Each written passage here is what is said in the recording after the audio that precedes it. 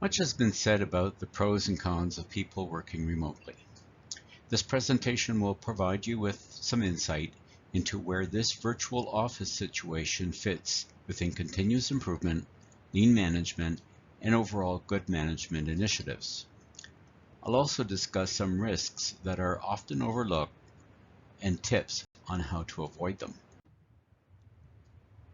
When your organization can state that they can say, in our organization, and then the rest of what you see on the screen, then you know you're a lean enterprise.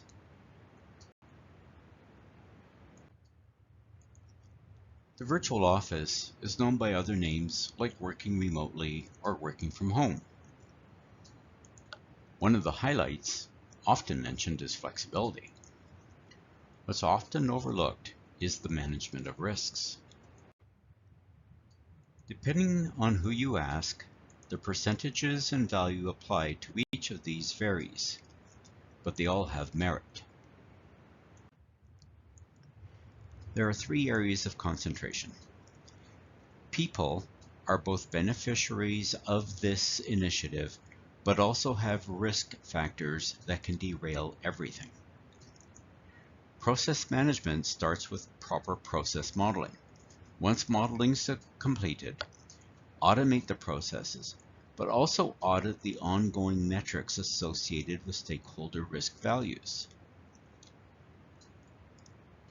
The infrastructure of IT in this initiative is not limited to your internal view, and the manner in which information is displayed does have an impact on the success of a virtual office initiative.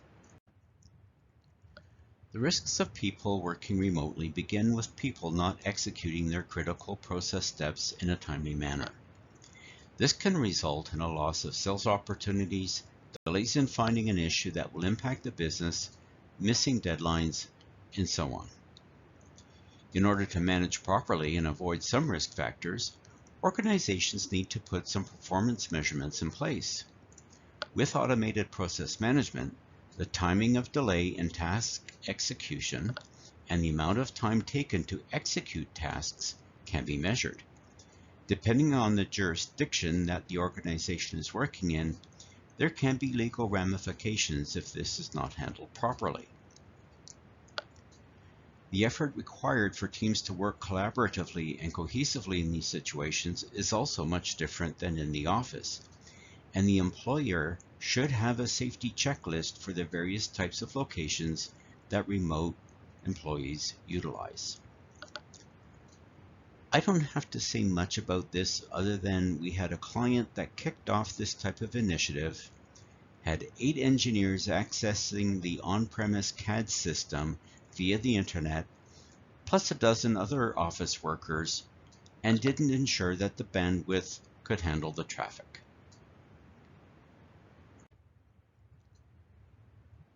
Automated process management, also known as workflows, informs people that they have a task to complete and, when completed, lets the next person or group of people know that they have a task to complete.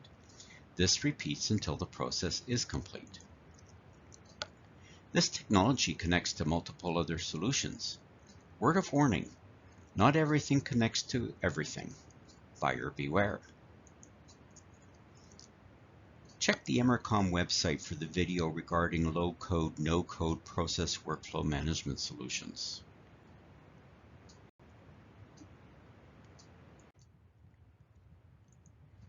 It may seem obvious that certain roles are good candidates for working remotely, but looks may be deceiving as there's a second factor which is all around the people that fill those roles. When you model your processes, think about not only the tasks to be completed, but also the people that would be doing those tasks. Ask the people that are going to execute the tasks how that information that they need should be presented to them. On a regular basis, have days when those remote people are coming into the office. There are several strategies that can be utilized. As mentioned earlier, make sure you don't create any HR-related issues. When you model your processes properly, you can develop all of the factors that are required to be successful. The method that Emercom utilizes develops the information your organization needs to create realistic execution times, risk management factors, and the information that will help management determine where the greatest opportunity for success would be. Our organizational change management and HR strategy will help you minimize the HR risks. Don't just plan for the startup of an employee working remotely. Also have a plan for when that employee either leaves the business or decides to come back to work in the office. There are a few strategies to consider.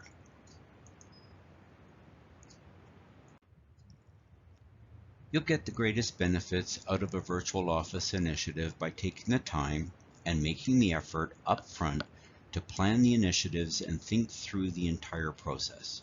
For more information on how to unlock the potential, here's our contact information.